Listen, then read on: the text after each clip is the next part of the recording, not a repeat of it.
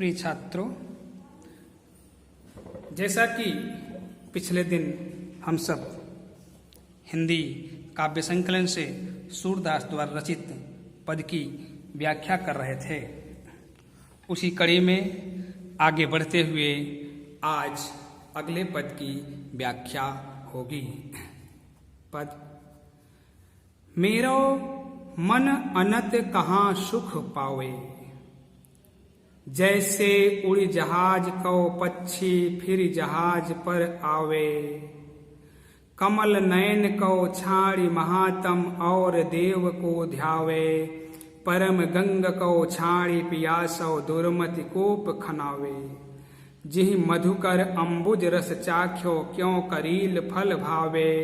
सूरदास प्रभु काम धेनु तज छेरी कौन दुहावे। सूरदास जी ने लिखा कि मेरो मन अनंत कहाँ सुख पावे। सूरदास जी साकार ब्रह्म के उपासक थे, कृष्ण उनके आराध्य देव थे। तो उन्होंने लिखा कि भगवान कृष्ण की भक्ति को छोड़ करके और मेरे मन को अन्यत्र कहाँ सुख की प्राप्ति हो सकती है। कहा कि जैसे उड़ी जहाज को पक्षी फिर जहाज पर आवे। जैसे जहाज पर बैठा हुआ पक्षी जब जहाज पर से उड़ता है और चारों ओर जल ही जल देखता है, जब उसे कहीं आश्रय नहीं मिलता तो फिर से घूम करके उसी जहाज पर आ जाता है।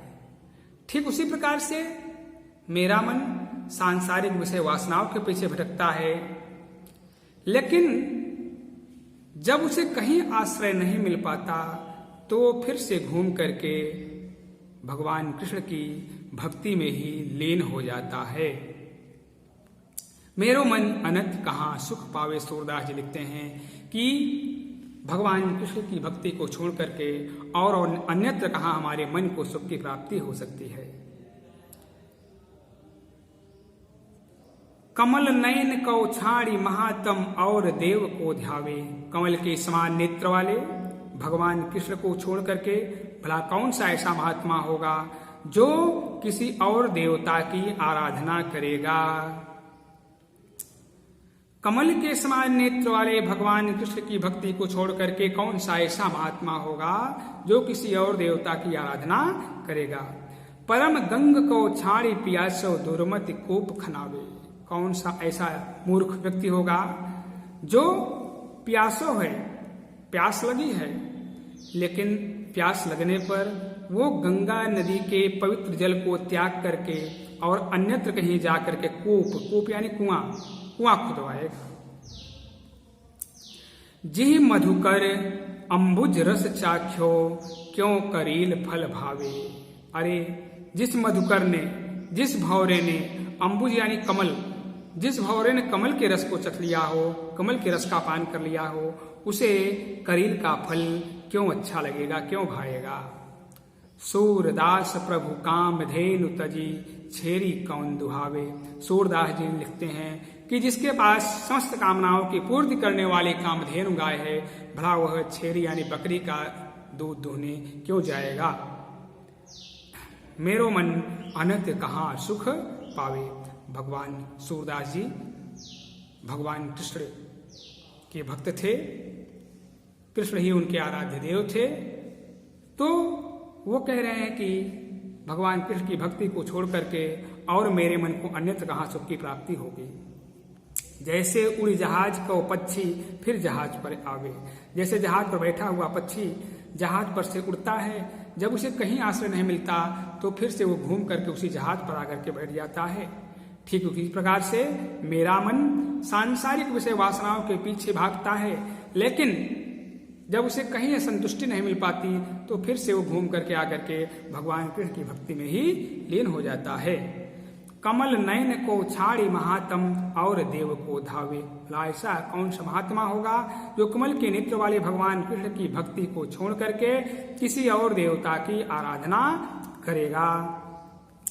परम गंग को छाड़ी पियासो दुर्मति कूप खनावे। कौन सा ऐसा मूर्ख व्यक्ति होगा जो कि प्यासो है, प्यास लगी हुई, लेकिन प्यास लगने पर वो गंगा नदी के पवित्र जल को छोड़ करके कहीं अन्यत्र जाकर के कूप यानी कुआं खुदवाएगा।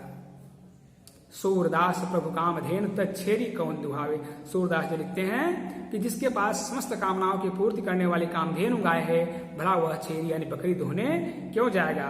अर्थात जिसके पास समस्त कामनाओं की पूर्ति करने वाली भगवान कृष्ण हैं, वह किसी और देवी या देवता की आराधना क्यों करेगा। इस प्रकार से ये आपका विनय का पद पूरा होता है। अब इसके आगे हम सूरदास द्वारा रचित वात्सल्य का अध्ययन करेंगे। वात्सल्य नामक शीर्षक का अध्ययन करेंगे। वात्सल्य रस, जैसा कि आप जानते हैं कि वत्स से हुआ है, बछड़े से, जो गाय बछड़े का जो प्रेम होता है, माता पुत्र का जो प्रेम होता है, वो वात्सल्य रस के अंतर्गत आता है। का हरिजू की बाल छवि कहो बरनी। भगवान कृष्ण सूरदास जी लिखते हैं, हरिजू की बाल छवि कहो बरनी, सकल सुख की सीव कोटि मनोज शोभा हरणी, भुज भुजंग सरोज नयननी, बदन विधु जित लरनी, रहे विवरण सलिल नभ उपमा अपर दुर्डरनी, मंजु में चक मृदुल तनु अनुहरत भूषण भरनी, मनहु सुभग श्रृंगार शिशु तरु फर्यो अद्भुत फरनी, चलत पद प्रतिबिंब मणि आंगन घुटुरवनि करनी, जलज संपुट सुभग छवि भरि लेति उर जनु धरनी, पुण्य फल अनुभवति सुतहि बिलोकि कै नंद घरनी, सूर प्रभु की उर्वशी किलकनि ललित लरखनी। कहा कि हरिजू की बाल छवि कहो बरनी। भगवान कृष्ण की बाल छवि का वर्णन किस प्रकार से किया जा सकता है। जो सकल सुख की सीव, संपूर्ण सुखों के मालिक हैं, संपूर्ण सुखों के भंडार हैं, और कोटि मनोज शोभा हरणी, एक नहीं करोड़ों मनोज यानी कामदेव, जो करोड़ों कामदेव की सुंदरता को हर लेने वाले हैं। भुज भुजंग सरोज नयननी, बदन विधु जित लरनी। शब्दों पर ध्यान देंगे। भुज भुजंग, भुजंग यानी सांप, जिनकी भुजाएं भुजंग से, सरोज नयननी, जिनकी आंखें, सरोज यानी कमल से, जिनकी आंखें कमल से, और बदन विधु, जिसका मुखमंडल विधु, विधु माने चंद्रमा, चंद्रमा से, जित लरनी माने लड़ने में जीत जाता है, माने जिसकी भुजाएं भुजंग से, आंखें कमल से और मुखमंडल चंद्रमा से लड़ने में जीत जाता है। मानिए कि उनकी भुजाएं भुजंग से भी विशाल हैं, उनकी आंखें कमल से भी सुंदर हैं, और उनका मुखमंडल चंद्रमा से भी सुंदर है। अच्छा, रहे विवरण सलिल निभ उपमा अपर दुर्डर। अब जब जीत जाता है तो इनसे भयभीत होकर के, इनसे पराजित होकर के, रहे विवरण, सांप जो है वो बिल में जाके रहता है, कमल जो है वो पानी में रहता है, और चंद्रमा वो आकाश में जाके रहता है, और उपमा अपर दूर डरनी, और सारी उपमाएं तो अपने आप डर करके दूर रहती हैं। मंजु में चक मृदुल तन अनुहरत भूषण भरनी, जैसे उनका मंजु माने सुंदर, जैसे उनका सुंदर शरीर मंजु, मेचक, मेचक यानी सांवला, मृदुल तन, जैसे उनका सुंदर सांवला कोमल शरीर है, ठीक अनुहरत भूषण भरन माने ठीक उसी के अनुरूप वो आभूषणों से सुसज्जित हैं, आभूषण पहने हुए हैं। मनहु सुभग श्रृंगार शिशुतरु फर्यो अद्भुत फरनी, उन्हें देख कैसा लगता है कि मानो जैसे श्रृंगार का छोटा सा वृक्ष हो, शिशुतरु हो, श्रृंगार का छोटा सा वृक्ष हो, सुंदर वृक्ष हो, और उसमें विचित्र फल लगे हुए हों, फर्यो अद्भुत फरनी, उसमें विचित्र फल लगे हुए। चलत पद प्रतिबिंब मणि आंगन घुटोरवन कर दी। अब जब वो अपने पैरों के बल पर चल रहे हैं, पैरों के बल चल रहे हैं, घुटनों के बल पर जब वो चल रहे हैं, तो उनका प्रतिबिंब जो है वह मड़ियों पर, नंद बाबा के मणि से बने हुए आंगन में प्रत्येक मड़ियों पर कैसे लग रहा है कि जलज सुभग, जलज संपुट सुभग छवि भरी रेत उर जन धरनी, जैसे कि उतना कमल खिला हुआ है, जलज माने कमल खिला हुआ है, जैसे उतने कमल खिले हुए हैं, यह सुंदर छवि दिखाई पड़ रही है। और पृथ्वी जो है हृदय में, धरनी यानी पृथ्वी, उसको अपने हृदय में धारण कर लेना चाहती है। पुण्य फल अनुभवती सुत ही बिलोक के नंद घरनी, माने नंद की घरनी अर्थात माता यशोदा, माता यशोदा अपने पुत्र को देख करके अपने द्वारा किए गए पुण्य फलों का अनुभव कर रही हैं। सूर्य प्रभु की उर्वशी किलकनी ललित लरखनी। सूरदास जी लिखते हैं कि भगवान कृष्ण का किलकारी मार करके हंसना और लड़खड़ाते हुए चलना, ये माता यशोदा के हृदय में बस जाता है। फिर देखेंगे, हरि जो की बाल छवि कहो बरनी। सूरदास जी लिखते हैं कि भगवान कृष्ण की बाल छवि का वर्णन किस प्रकार से किया जा सकता है। सकल सुख की सीओ, जो संपूर्ण सुखों के मालिक हैं, करोड़ों कोटि मनोज शोभा हरणी, और करोड़ों कामदेव की सुंदरता को हर लेने वाले हैं।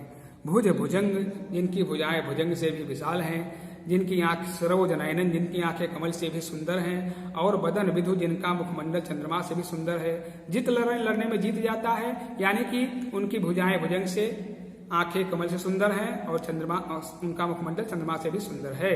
रहे विवरण उनसे भयभीत होकर के या पराजित होकर के। सांप जो है वो बिल में जाके रहता है, कमल जो है वो पानी में जाके रहता है, और चंद्रमा जो है वो आकाश में जाकर रहता है। और उपमा पर दूर, और सारी उपमाएं तो अपने आप डर करके दूर रहती हैं।